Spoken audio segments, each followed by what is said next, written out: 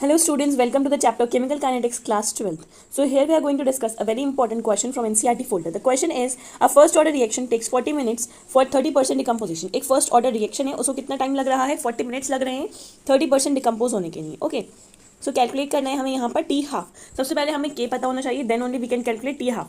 तो यहाँ पे आर नॉट कितना है हमारे पास? आर नॉट तो हमेशा 100 ही रहेगा. कितना परसेंट डिकम्पोज हुआ? 30%. तो आर फाइन करेंगे, उसके लिए 100 माइनस 30 कर देंगे. सो 100 माइनस 30 विल बी 70. फॉर्मूला क्या होता है?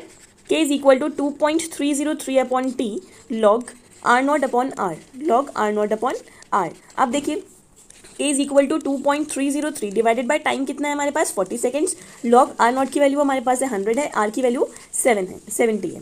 ओके, जीरो से जीरो कट करेंगे और पहले 2.303 को किससे डिवाइड करेंगे? हम 40 से डिवाइड करेंगे. सो on dividing 2.303 with 40 will get 0.0575. Okay, अब क्या करेंगे हम? log 10 अपॉन 7 बचा, 10 को 7 से डिवाइड करेंगे. 7 1 ज़ा 7, 3 विल बी रिमाइंडर. नाउ 7 4 ज़ा 28, फिर 2 विल बी रिमाइंडर. देन 7 4 ज़ा 20. Then again we what we will do?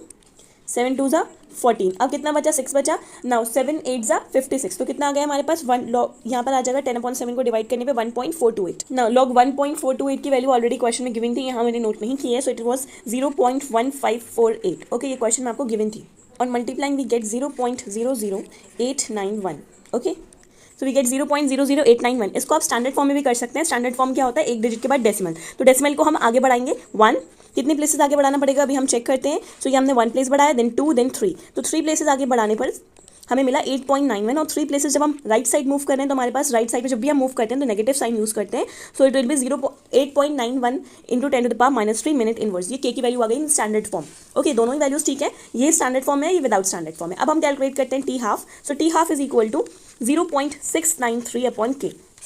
Okay, so यहाँ पे हम पुट करते हैं 0.693 डिवाइडेड बाय के की वैल्यू है 8.91 इंटू 10⁻³ जब 10⁻³ को हम न्यूमरेटर में सेंड करेंगे तो it will become 10⁻+3. Okay, means 1000 divided by 8.91. अब क्या करेंगे? 0.693 के 1000 से मल्टीप्लाई करेंगे. We will get 693 divided by 8.91. So on dividing what we will get? We will get 77.7 minutes. Okay, इसको आप राउंड ऑफ कर भी नोट कर सकते हैं. राउंड ऑफ करके कैसे नोट करेंगे? जैसे हमारे पास वैल्यू आई है 77.77 मिनट्स, तो इसको आप राउंड ऑफ करेंगे कैसे? आगे 77 आता जाएगा. So we can also write it as 77.78. और टाइम मिनट्स में होता है तो हमने मिनट कैलकुलेट करा. This question is very important. Do practice it and do focus on calculation. जितने ज़्यादा आप क्वेश्चन प्रैक्टिस करेंगे उतनी ही आपकी कैलकुलेशन स्ट्रॉन्ग होगी. So I have given many question, so you can solve those question. Okay, thank you.